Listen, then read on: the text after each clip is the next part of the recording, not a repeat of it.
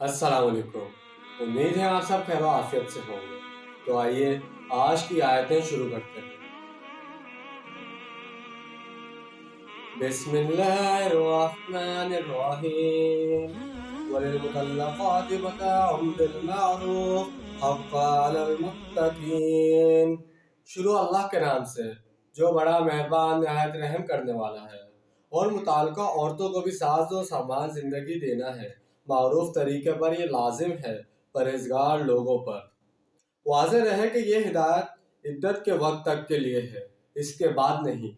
इसी मामले में कलकत्ता हाई कोर्ट ने शाह बानू केस में जो एक फैसला दिया था, इस पर हिंदुस्तान में शदीद एहतजाज हुआ था।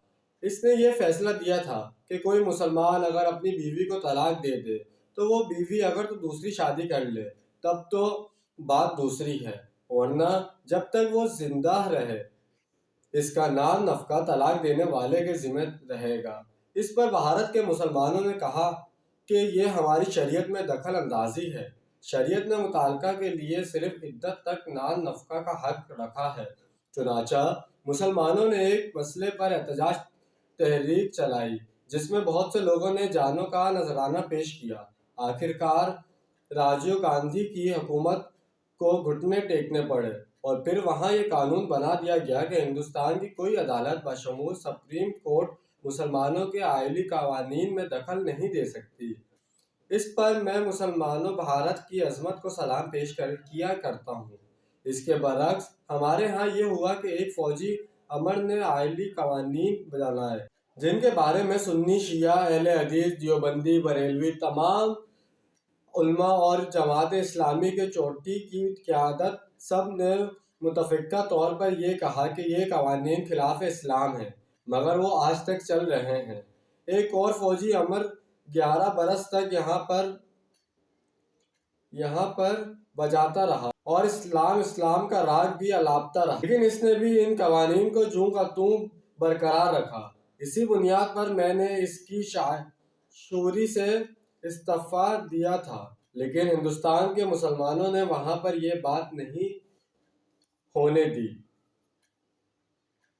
कज़ालिक युबय्यिनुल्लाहु लकुम आयाति लअल्लकुम तअक़िलून। इसी तरह अल्लाह ताला तुम्हारे लिए अपनी आयत को वाज़ेह कर रहा है ताकि तुम अकल से काम लो और समझो।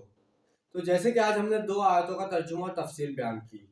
इसके अंदर सबसे पहले औरतों के हकूक़ वही तलाक वगैरह के बारे में बात की जा रही है कि जब इंसान तलाक दे देता है अपनी बीवी को, उसको जिस तरह उसका नाम नफका है उसको उसी तरह अदा करे और अदब के साथ, और उसको रुखसत भी करे तो अदब के साथ रुखसत करे।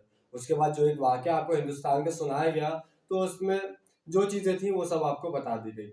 और उसके बाद वाली आयत में अल्लाह ताला के अहकामात के बारे में बताया गया कि अल्लाह ताला ने हमें कुरान पाक के अंदर जितने अहकामात बताए वो सब हमारे तर्ज अमल तरीके के लिए बताएं ताकि हम सीधे रास्ते पर चल सकें और उस पर अमल कर सकें। इसीलिए इसमें कहा गया कि अकल से काम लो ताकि अपनी अकल सही रास्ते पर इस्तेमाल करो और कुरान पाक का जो तर्जुमा जैसे लिखा गया उसको उसी मतलब से समझो, ना कि उसके और बहुत सारे मतलब निकाल लो। तो इंशाल्लाह आज की वीडियो आपको पसंद आई होगी। मिलते हैं अगली वीडियो में। जब तक के लिए अपना ढेर सारा ख्याल रखिएगा और अपनों से ज़्यादा दूसरों का ख्याल रखिएगा। अल्लाह हाफिज़, फ़ी अमान अल्लाह।